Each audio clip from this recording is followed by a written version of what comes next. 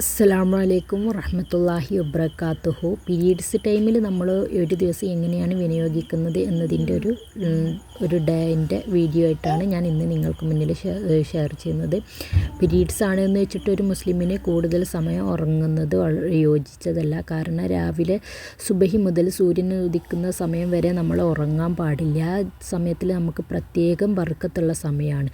അതുകൊണ്ട് തന്നെ കൂടുതൽ കിടന്നുറങ്ങാതെ നേരത്തെ തന്നെ നേരത്തെ ഉണർന്നിട്ട് നമുക്കുള്ള കാര്യങ്ങളൊക്കെ ചെയ്ത് കൊണ്ടിരിക്കുക. നമുക്ക് സുബഹി നിസ്കരിക്കാൻ പറ്റുന്നില്ലെങ്കിലും നമുക്ക് ആ സമയത്ത് എണീറ്റിരുന്നിട്ട് ദിക്ർ ദുആകളൊക്കെ ചൊല്ലി ഇരിക്കാവുന്നതാണ്. അതുപോലെ റബീഉൽ അവ്വൽ മാസമാണ് ആണെങ്കിലും അല്ലെങ്കിലും നമുക്ക് ഒരുപാട് സ്വലാത്ത് ചൊല്ലാവുന്നതാണ്. അപ്പോൾ നമുക്ക് ആ സമയം സ്വലാത്തിനൊക്കെ വേണ്ടിയിട്ട് ഉപയോഗിക്കാവുന്നതാണ്. പിന്നെ അതുപോലെ നമ്മളൊരു കൂട്ടുകുടുംബത്തിലാകുമ്പോൾ നമുക്ക് രാവിലത്തെ എല്ലാവരും ഉണർന്നു കഴിഞ്ഞ സമയം ഒറ്റയ്ക്ക് ഇരിക്കുക എന്നുള്ളത് പറയുമ്പോൾ അതൊരു പ്രായോഗികമായിട്ടുള്ള ഒരു സമയമാകില്ല.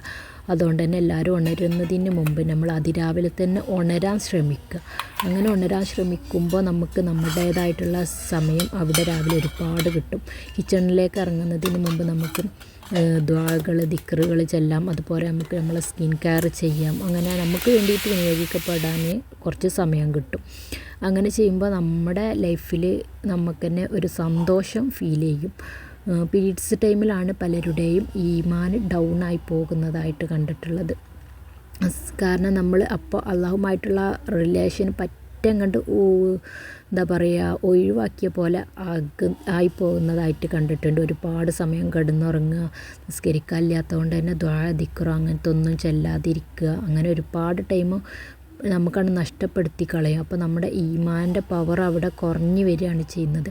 നമുക്ക് നിസ്കരിക്കാനില്ലെങ്കിലും ആ സമയത്ത് നമുക്ക് എണീറ്റിട്ട് ദിക്ർ ദുആകളൊക്കെ ചൊല്ലി നമുക്ക് നല്ലൊരു ടൈം ആക്കിയിട്ട് നമ്മുടെ മോർണിങ്ങിനെ യൂസ്ഫുള്ളാക്കാം. അതുപോലെ തന്നെ ഓരോ ടൈമിലും 5 വക്ത് നിസ്കരിക്കുന്ന ടൈം ഉണ്ടാവില്ലേ പീരീഡ്സ് ടൈമിൽ, ആ സമയത്ത് ബാങ്ക് കൊടുക്കുന്ന സമയമാകുമ്പോൾ നമ്മൾ നല്ല വൃത്തിയായിട്ട് എവിടെയെങ്കിലും ഒന്ന് പോയിരുന്നിട്ട് അള്ളാഹുവിനെ ഓർത്തിട്ട് ദിക്റുകൾ ചെല്ലുക. അത് നമുക്ക് വളരെയധികം ബെസ്റ്റാണ്. അതുപോലെ നമുക്ക് കുറേ അധികം ഫ്രീ ടൈം ആകും, ഖുർആൻ ഓതാനൊന്നും ഉണ്ടാകില്ല. അപ്പോൾ നമുക്ക് ചെറിയ ചെറിയ ക്ലീനിങ്ങോ അങ്ങനത്തെ പരിപാടികളൊക്കെ ചെയ്ത് നമുക്ക് വീട് നല്ല വൃത്തിയാക്കി വെക്കാനും ആ സമയം ഉപയോഗിക്കാൻ കഴിയും. അപ്പോൾ നമ്മൾ ഇബാദത്ത് ചെയ്യുന്ന നിസ്കരിക്കാനുള്ള ദിവസങ്ങളെ പോലെയുള്ള ആ സമയങ്ങൾ നമുക്ക് ഇതിൽ നഷ്ടപ്പെടില്ല. അതുപോലെ നമ്മുടെ നിസ്കാര കുപ്പായം അലക്കി വെക്കുക, അതുപോലെ ഉലുവയും തേങ്ങയിട്ട കഞ്ഞിയൊക്കെ കുടിക്കുക. അത് നമുക്ക് ഹെൽത്തിനും വളരെ നല്ലതാണ്. ഫീഡ് ചെയ്യുന്ന ഉമ്മമാരൊക്കെ ആണെങ്കിൽ അവർക്ക് മക്കൾക്ക് പാലുണ്ടാകാനൊക്കെ നല്ലതാണ്. നമ്മൾ തേങ്ങയും ഉലുവയൊക്കെ ഇട്ട കഞ്ഞി കുടിക്കുന്നത് നമ്മളെ പീരീഡ്സിൽ വളരെയധികം എന്താ പറയുക ഉത്തമമായിട്ടുള്ള ഒന്നാണ്. അതുപോലെ നമുക്കുള്ള ചെറിയ ചെറിയ ക്ലീനിങ് നമുക്ക് ഓരോ പാർട്ടായിട്ട് ഓരോ ദിവസം കണക്കാക്കിയിട്ട് ഓരോ സ്ഥലം ക്ലീൻ ചെയ്യാം. അതുപോലെ നമ്മുടെ നിസ്കാര കുപ്പായം നമുക്ക് പീരീഡ്സ് ടൈമിൽ നല്ല വൃത്തിയിൽ തിരുമ്പി ഉണക്കി സൂക്ഷിച്ച് വെക്കാവുന്നതാണ്. അങ്ങനെയൊക്കെ നമുക്ക് ഈ സമയം വിനിയോഗപ്പെടുത്താവുന്നതാണ്. അതുപോലെ ഓരോ സമയത്തും നമുക്കുള്ള ദിക്റുകൾ നമ്മൾ ഓർക്കുക. അതായത് മോർണിംഗിലൊക്കെ നമുക്ക് മോർണിംഗ് അദ്കാർ, ഈവനിങ് അദ്കാർ ഒക്കെ ഉണ്ടല്ലോ. ഇതിലൊക്കെ നമുക്ക് ചെല്ലാൻ പറ്റുന്ന ഖുർആനിലല്ലാത്ത ഉള്ള ഒരുപാട് ദിക്റുകളുണ്ട്. അവ നമുക്ക് സെർച്ച് ചെയ്ത് കണ്ടുപിടിച്ചിട്ട് അതൊക്കെ നമുക്ക് ഈ സമയത്ത് ചെല്ലാവുന്നതാണ്. അപ്പോൾ നമുക്ക് ഈ ഈമാന് കുറയുന്നതായിട്ടുള്ള പ്രശ്നം വരില്ല ഈ സമയം നമ്മൾ ഇങ്ങനെ വിനിയോഗിക്കുകയാണെങ്കിൽ. പിന്നെ കൂട്ടുകുടുംബത്തിലൊക്കെ ആകുമ്പോൾ നമുക്ക് നമ്മളുടേതായിട്ട് കാര്യങ്ങൾ ഒറ്റയ്ക്ക് കൈകാര്യം ചെയ്യാൻ കഴിയില്ല. അപ്പോൾ എല്ലാവരുടെ കൂട്ടത്തിലും നമ്മൾ എന്തിനും ഇറങ്ങി കൊടുക്കുക, അവരുമായിട്ട് സംസാരിച്ചിട്ട് നമ്മൾ ഓരോ ജോലിയും നല്ല എൻജോയ് ചെയ്തിട്ട് തന്നെ തീർക്കുക. അതുപോലെ നമ്മളിങ്ങനെ പരസ്പരം സംസാരിച്ച് ഇരിക്കുന്ന സമയത്ത് മറ്റുള്ളവരുടെ ഈബത്തിന് മീമത്തൊന്നും പറയാതെ നമ്മുടെ സമയം വിനിയോഗിക്കപ്പെടുക. കാരണം നമ്മൾ ഒരാളെ കുറ്റം പറഞ്ഞ് അങ്ങനെ ചെയ്യുമ്പോൾ നമ്മുടെ ഓരോ നന്മകൾ അവിടെ നഷ്ടപ്പെടുകയാണ്. അത് നമ്മൾ എപ്പോഴും ഓർക്കുക. ആരെയും വേദനിപ്പിക്കാതെയുള്ള സംസാരങ്ങളൊക്കെ നമ്മൾ കൊണ്ടുവരിക.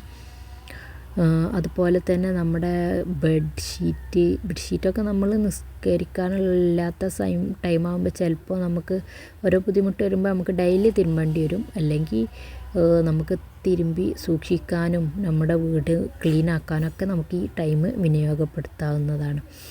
അതുപോലെ നമുക്ക് ഉച്ച ടൈമിൽ നമ്മൾ എന്താ പറയുക കുളിയൊക്കെ കഴിഞ്ഞിട്ടുള്ള സമയം നമുക്ക് ഉറങ്ങാനൊക്കെ യൂസ് ചെയ്യാവുന്നതാണ്.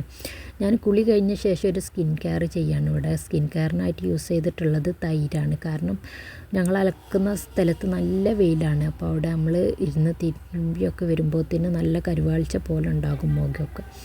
അപ്പോൾ നമ്മൾ അതിന് വേണ്ടിയിട്ട് കരുവാളിപ്പ് മാറാൻ നമുക്ക് ബെസ്റ്റ് സൊല്യൂഷനാണ് തൈര്. അതെടുത്തിട്ട് മുഖത്ത് അല്പം തേച്ച് പിടിപ്പിക്കുക. അപ്പോൾ നമുക്ക് ഡാർക്ക്നെസ് അതുപോലെ വെയിൽ കൊണ്ടിട്ടുള്ള കരിവാളിപ്പ് ഇതൊക്കെ മുഖത്തുനിന്ന് പോകാൻ തൈര് വളരെയധികം ഹെൽപ്പ് ചെയ്യുന്ന ഒന്നാണ് കേട്ടോ. അതൊക്കെ നമുക്ക് ചെയ്യാവുന്നതാണ്.